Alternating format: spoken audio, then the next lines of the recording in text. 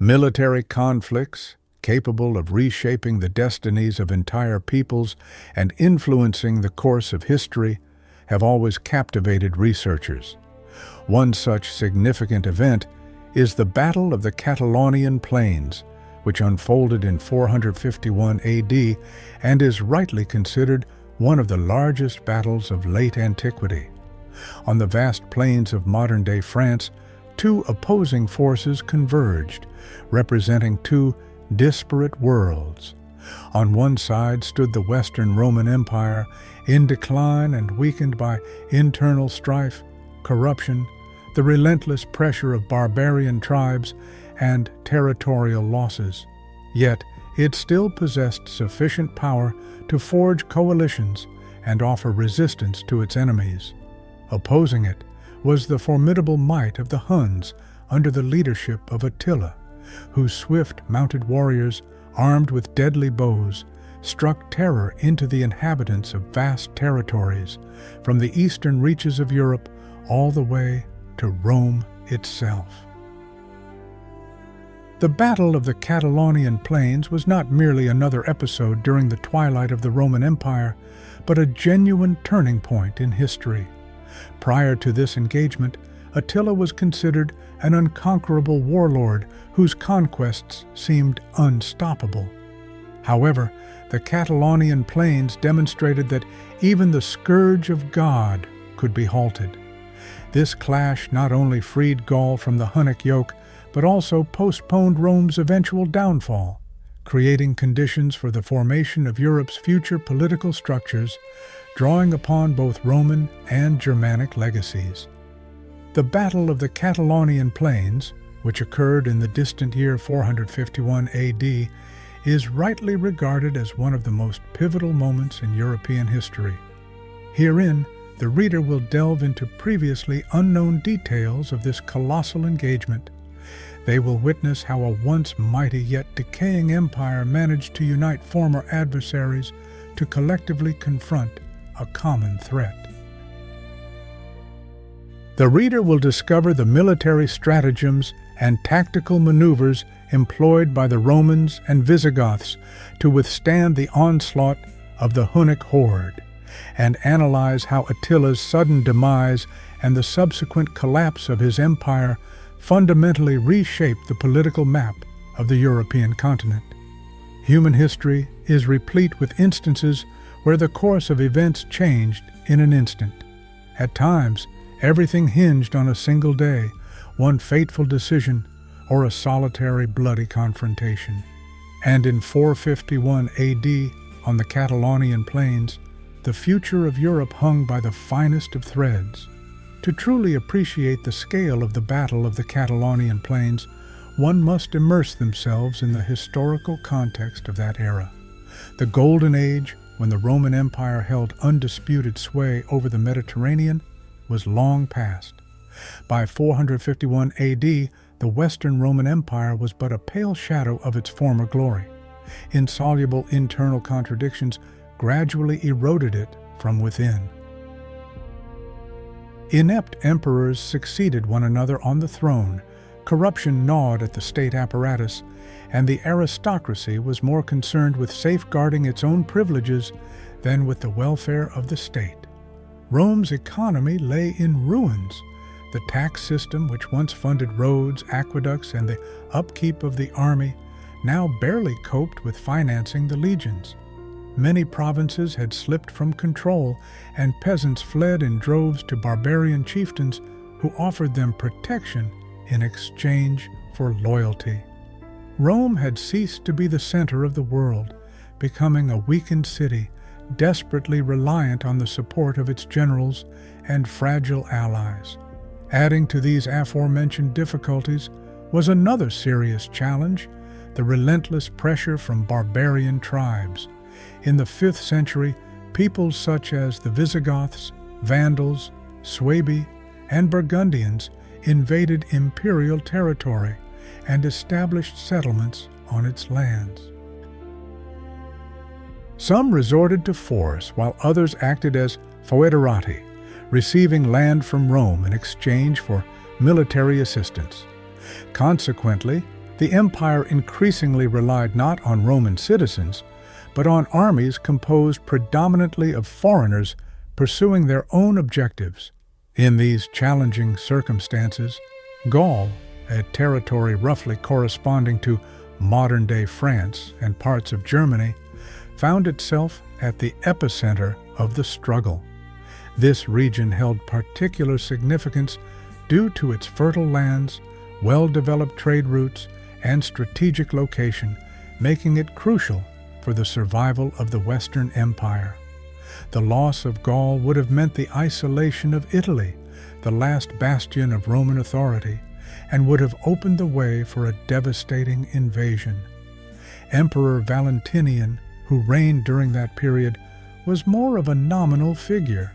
He lacked charisma, military prowess, and political foresight.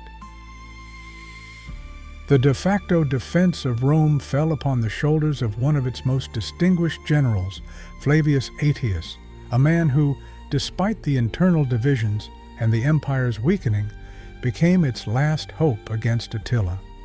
In 451 AD, as the Hunnic horde swept into Gaul, the Roman Empire, once indomitable, found itself unable to withstand this threat alone. The might that once shone brightly under Julius Caesar and Trajan was a thing of the past. It was now a weakened power, compelled to resort to an unprecedented measure for survival, forging an alliance with the very barbarians against whom it had waged bitter wars for centuries. Herein lay the paradox of that era. Rome, whose greatness was built on conquest and the subjugation of peoples, now found itself dependent on those it contemptuously labeled barbarians, all to avert inevitable destruction at the hands of an even more formidable power. Amidst a complex web of alliances, intrigues, and desperation, a battle was born that was destined to alter the course of European history forever. The Romans, embodying a world of cities, laws, and paved roads, confronted the Huns, a people who were their complete antithesis. Nomads hailing from the boundless steppes of Central Asia, accustomed to constant movement, mastering the art of war from childhood, and considering the horse an integral part of their being. Roman chronicles portrayed the Huns as little short of wild beasts, describing their faces, weathered and frostbitten, as terrifying masks, their disregard for hygiene, and their inseparable bond with the horses on which they spent most of their lives. Tales of the Huns may have been exaggerated, but they truly represented a formidable force that Rome struggled to contend with. Their military might was built upon incredible mobility, with light cavalry forming the core of their army. From an early age, Huns learned to ride, shoot accurately from a bow without dismounting, and act as a cohesive unit, dispersing and regrouping with lightning speed, which baffled any adversary. Their composite bows, crafted from wood, bone, and sinew, were compact yet possessed immense power, capable of piercing armor at a distance, a rarity for European bows of that era.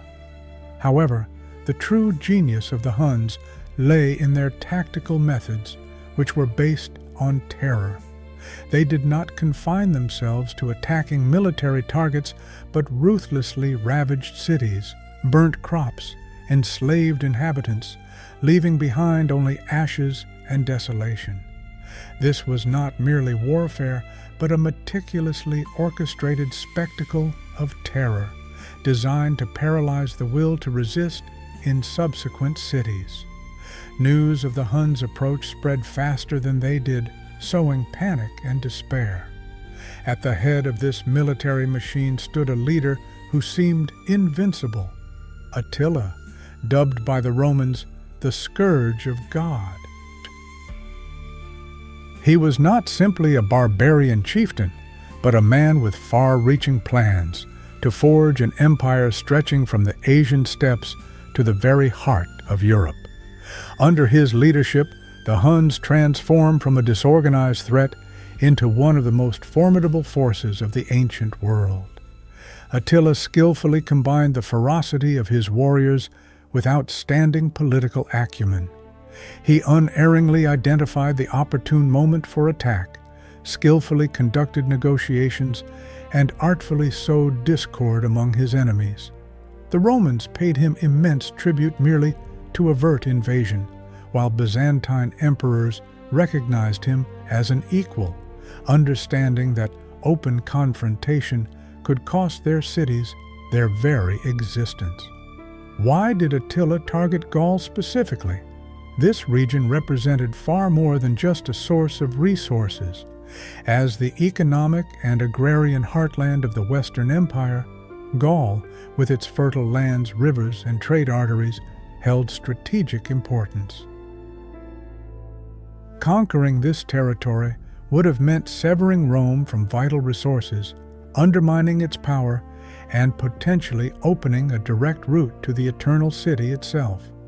However, behind these tactical calculations lay a more ambitious objective: the establishment of undisputed dominion over all of Europe. Attila was not content with mere tribute or localized victories. His true ambition was to subjugate entire peoples to his will, employing fear and the force of arms. In 451 AD, the Hunnic advance into Gaul seemed unstoppable. Cities surrendered one after another, the populace fled in panic, and Attila's name inspired dread. Rome realized that inaction would lead to the entire West falling under the sway of this nomadic chieftain. At this critical juncture, Flavius Aetius, the Roman general, made a decision that seemed incredible. He united Romans, Visigoths, Burgundians, Franks, and Alans under his banner, forging an unprecedented alliance to counter the common threat. During those turbulent times, as the Western Roman Empire, weakened by internal strife, experienced a period of decline, and imperial authority waned in the face of a formidable and seemingly invincible foe, a distinguished commander, Flavius Aetius, respectfully referred to by his contemporaries as the last of the Romans, emerged onto the historical stage. Possessing acute strategic thinking and a profound understanding of the political landscape, Aetius realized that attempts to halt the relentless advance of the merciless Attila solely with Roman forces were doomed to fail. In this critical situation, he arrived at the only correct decision: to combine efforts with those who were, until recently, considered irreconcilable enemies, the Germanic peoples. Aetius was a figure who transcended the role of a typical commander. In his youth, he had spent many years as a hostage at the Hunnic court. This time, spent in the very heart of the enemy's camp, allowed him to master their language, study their customs and traditions, thoroughly understand their battle tactics, and, most importantly, gain insight into their way of thinking. The knowledge he acquired gave him an invaluable advantage. He understood that confronting Attila, the decisive factor was not numerical superiority, but the ability to adapt to his unique style of warfare and effectively counter it by forging strategically important alliances.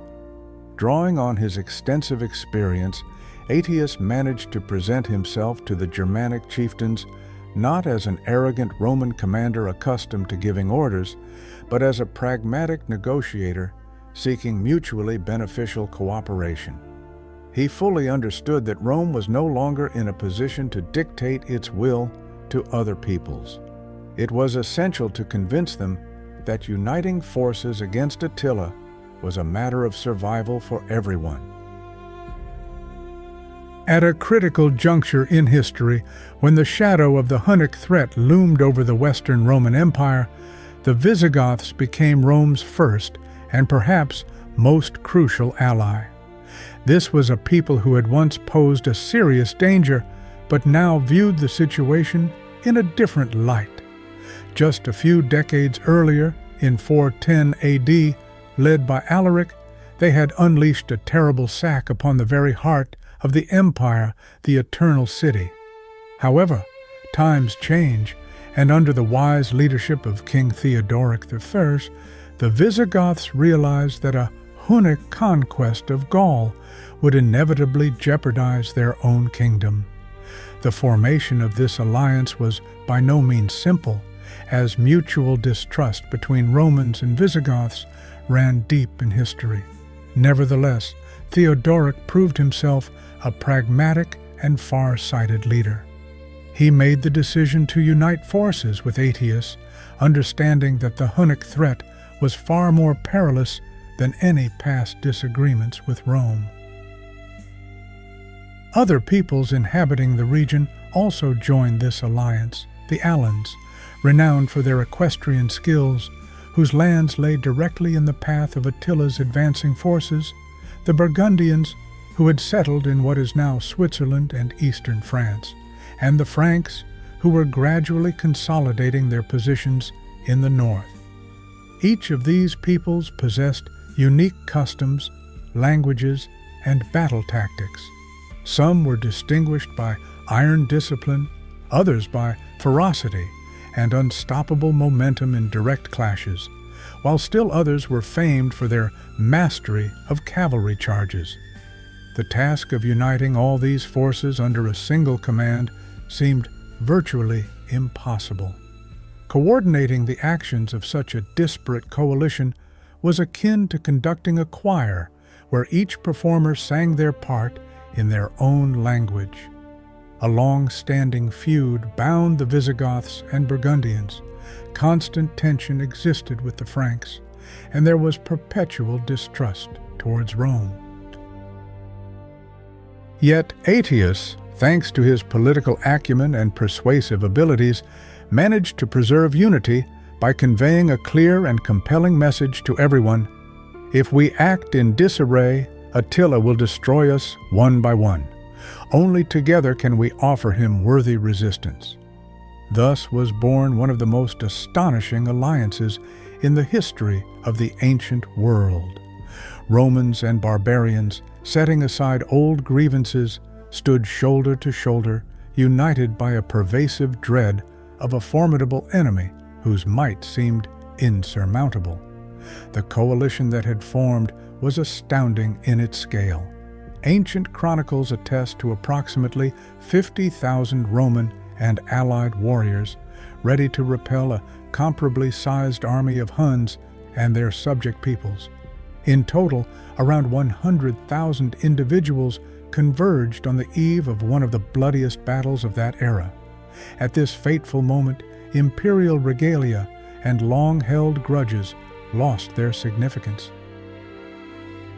The fate of Gaul, and perhaps all of Western Europe, depended on the ability of this disparate coalition to endure.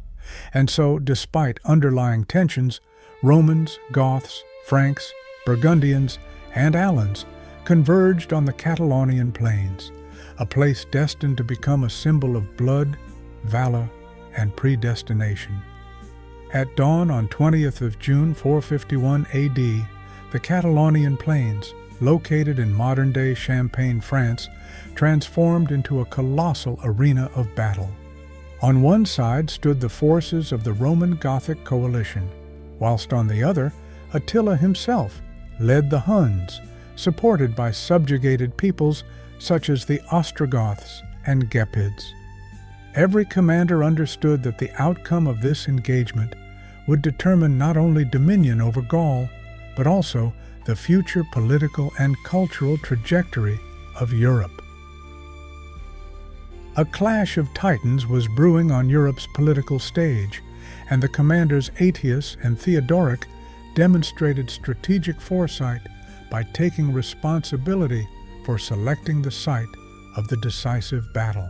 Their gaze fell upon plains that offered ample space for deploying formidable armies, yet were interspersed with small elevations and hills, which could serve as a reliable shield against the swift assaults of Hunnic cavalry.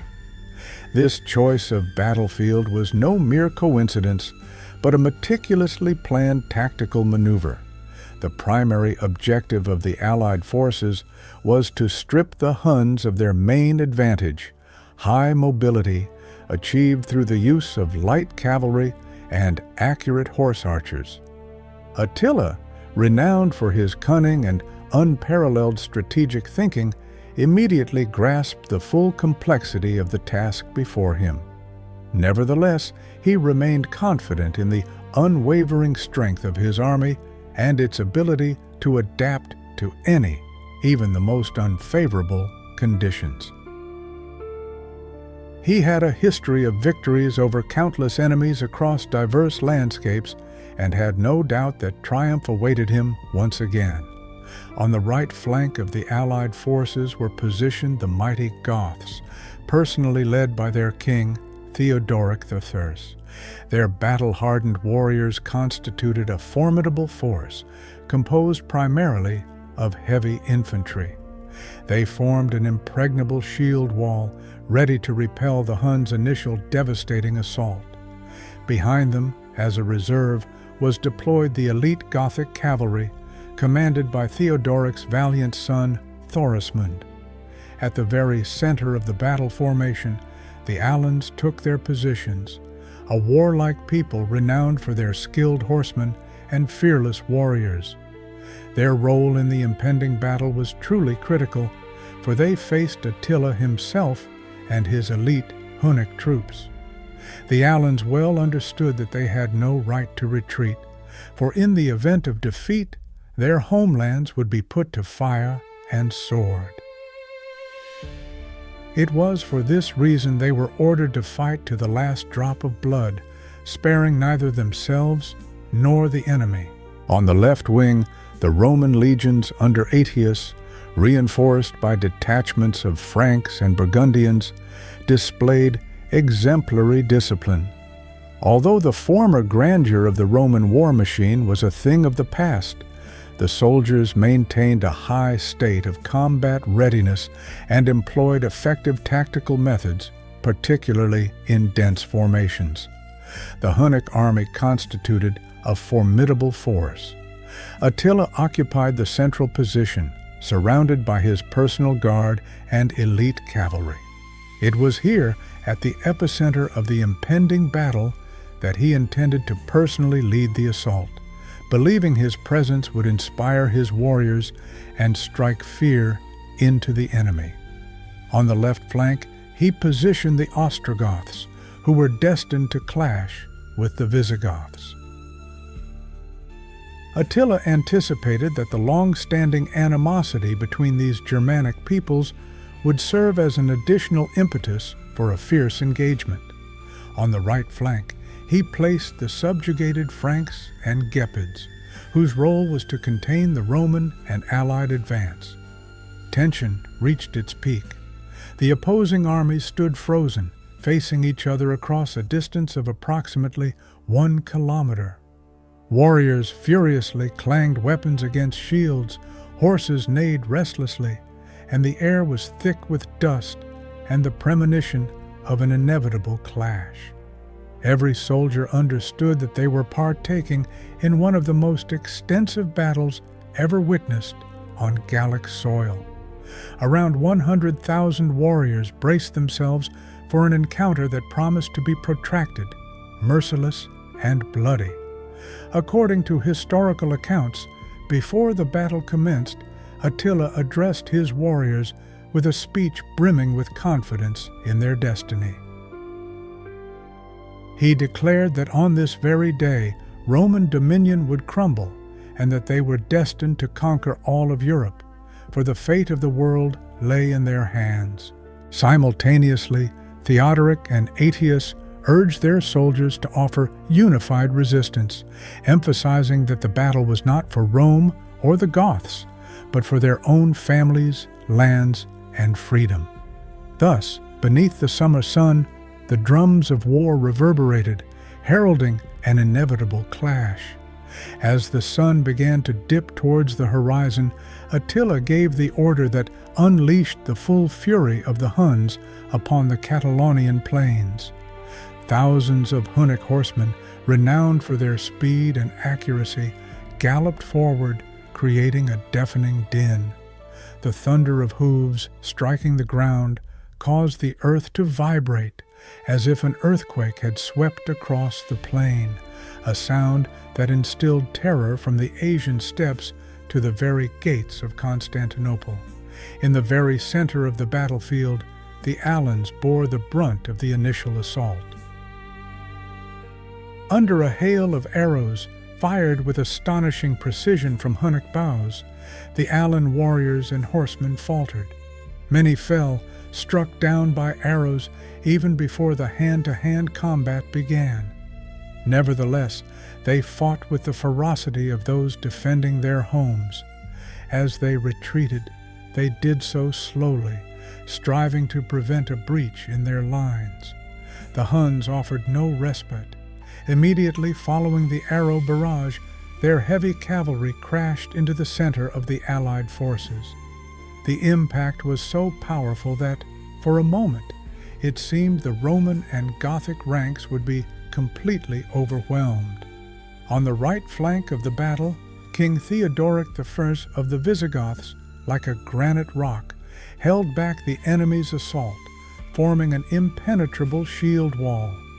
Each wave of attacks from the Ostrogoths, allies of the formidable Attila, crashed against the disciplined Gothic ranks, met by a fierce resistance of swords and spears. Theodoric himself, seasoned by experience, yet undiminished in martial ardor, rode among his regiments, inspiring his warriors to stand firm and act heroically. Behind him, like a leopard poised to strike, the king's son, Thorismund, waited for his moment at the head of the elite Gothic cavalry. He knew the time for a decisive blow was approaching, but haste was ill-advised, as the outcome of the frontal clash remained uncertain. On the opposite flank, the Roman legions under Aetius withstood the furious assault of the Ostrogoths and Franks, who had also joined Attila's forces.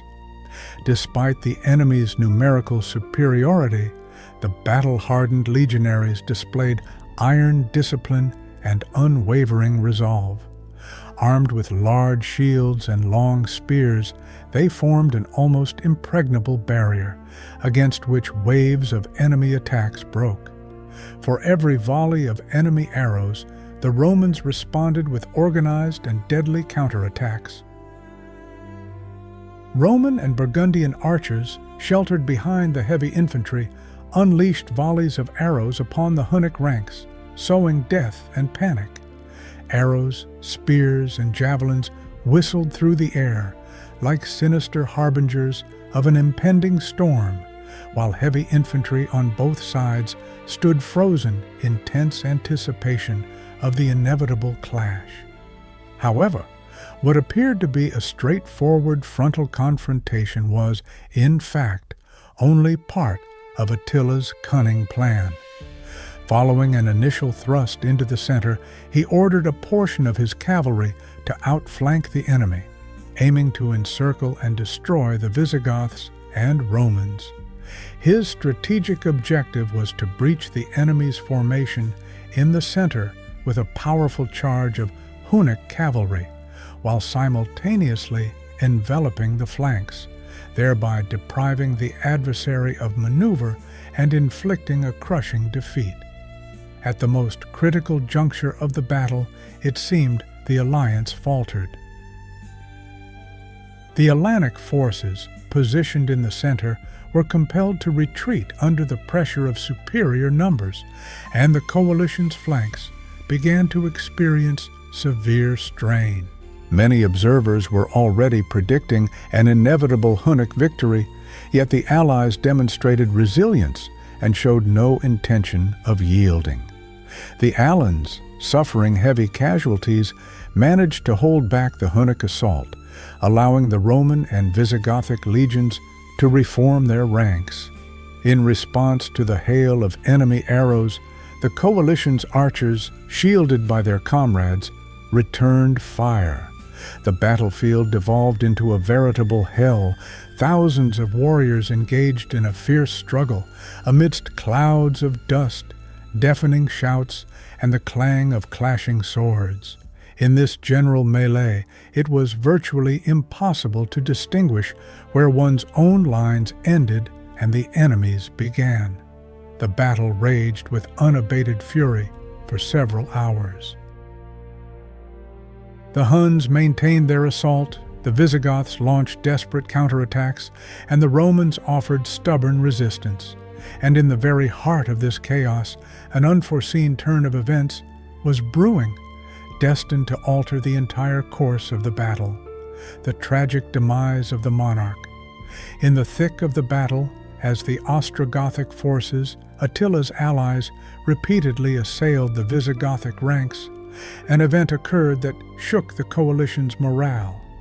King Theodoric I fell on the battlefield.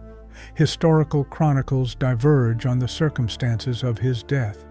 Some assert he was fatally wounded by an enemy arrow while inspiring his warriors on the front line.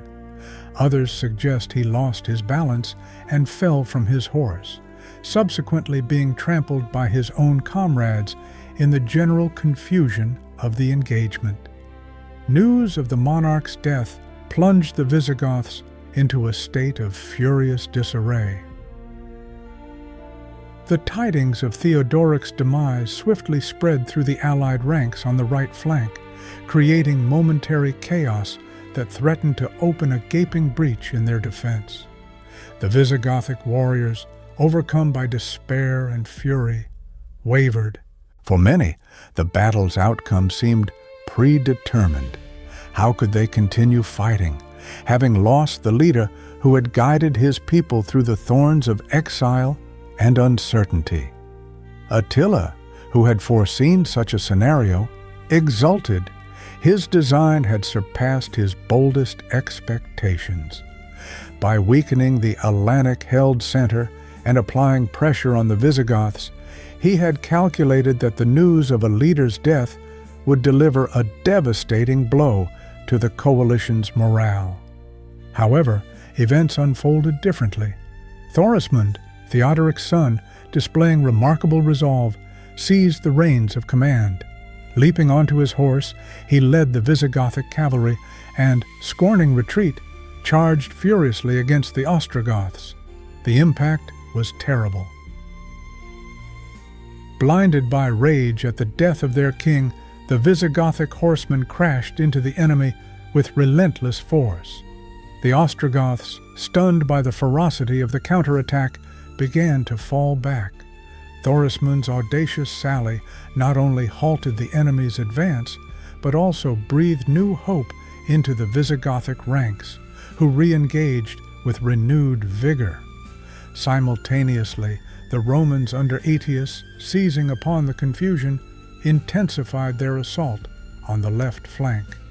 Despite a hail of arrows and javelins, the Roman legions remained steadfast, methodically advancing and forcing Attila's allies, the Gepids and Franks, to retreat. The military alliance, which had recently teetered on the brink of collapse, managed to regain strategic advantage on the battlefield. The Alanic warriors, bolstered significantly by the Visigothic assault, showed tenacity in holding their central position, while the furious attacks of the Hunnic hordes gradually began to lose their initial strength and impetus.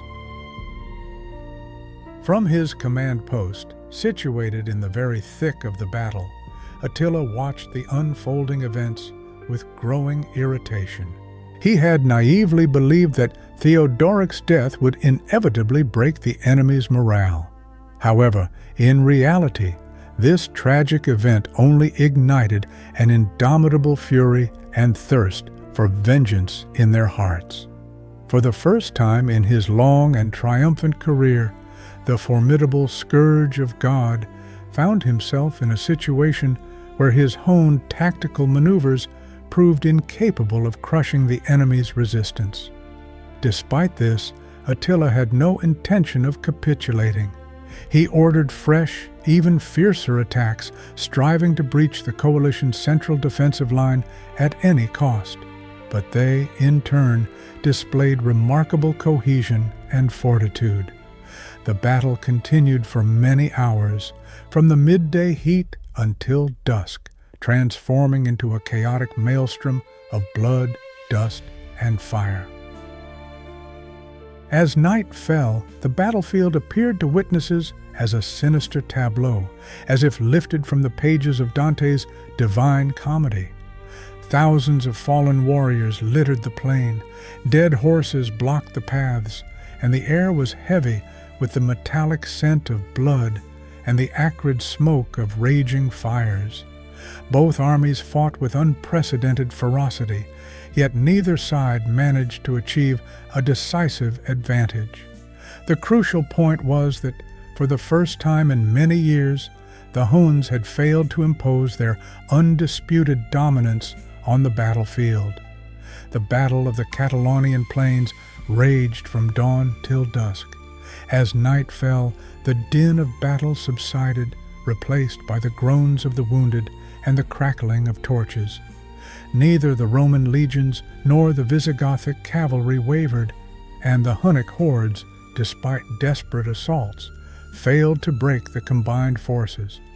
When the morning sun illuminated the battlefield, a scene of unimaginable devastation was revealed.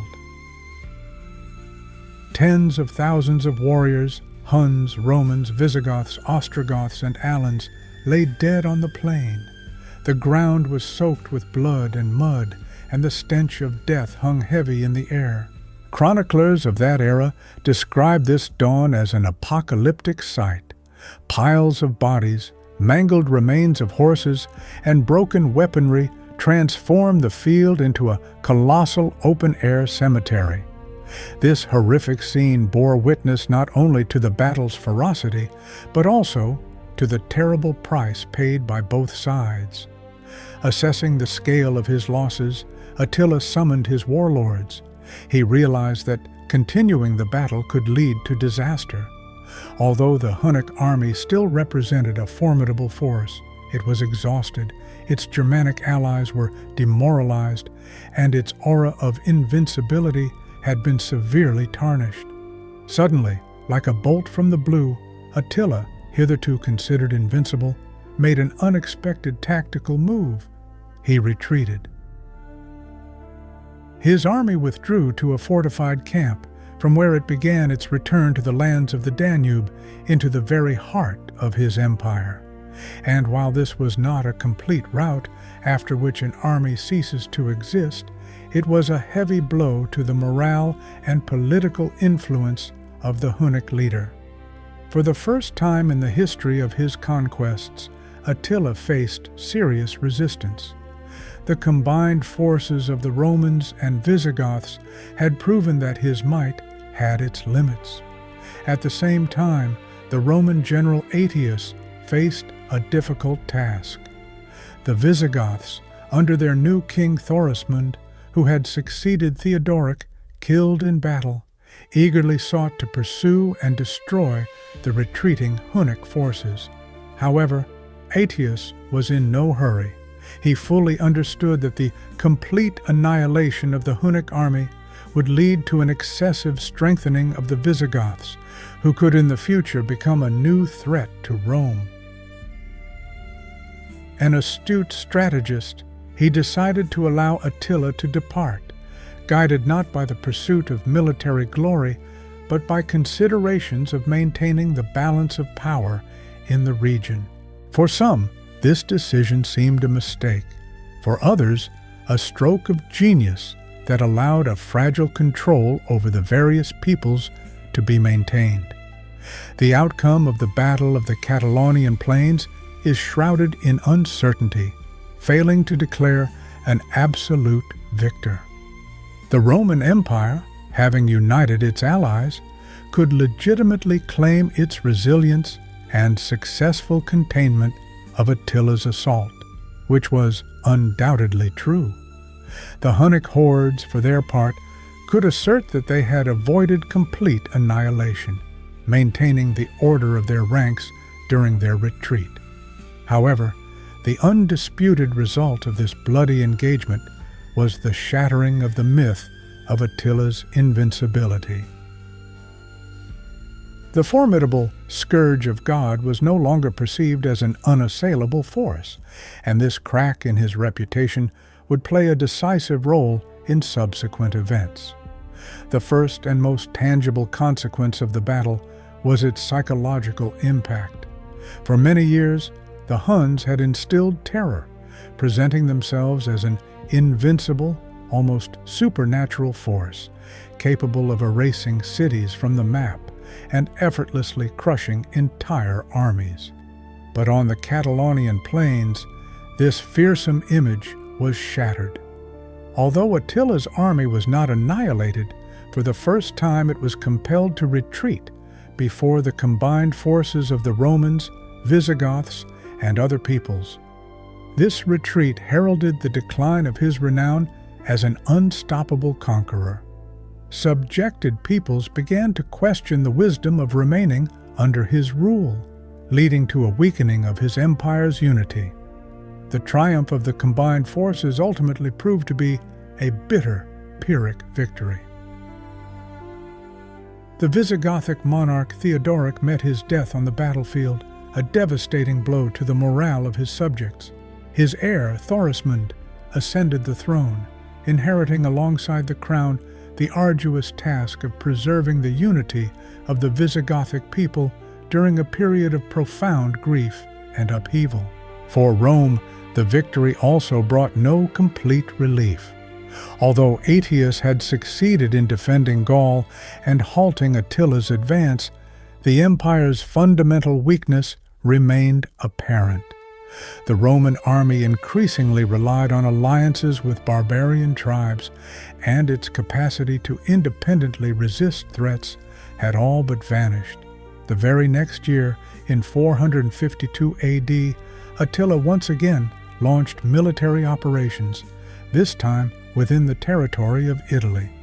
Advancing deep into the northern part of the peninsula, he subjected entire cities to destruction, demonstrating his undiminished capacity to inspire terror. However, encountering severe food shortages, the spread of disease, and the threat of famine, he was compelled to retreat, never having dared a direct assault on Rome itself. This served as a stark reminder that, despite being weakened, Attila still posed a serious threat. But, most importantly, it became clear that he was no longer capable of achieving his ambition of a full conquest of Western Europe. In 453 AD, 2 years after the fateful battle, fortune took an unexpected turn. Attila, the terror of Europe at the time, died suddenly in the midst of his own wedding feast. With the passing of this formidable leader, the Hunnic Empire, stretching from the borders of the Roman Empire to the depths of Eastern Europe, immediately plunged into a maelstrom of chaos and internecine strife. Attila's sons proved incapable of uniting the disparate tribes, and within just a few years, the once great Hunnic dominion had vanished without a trace.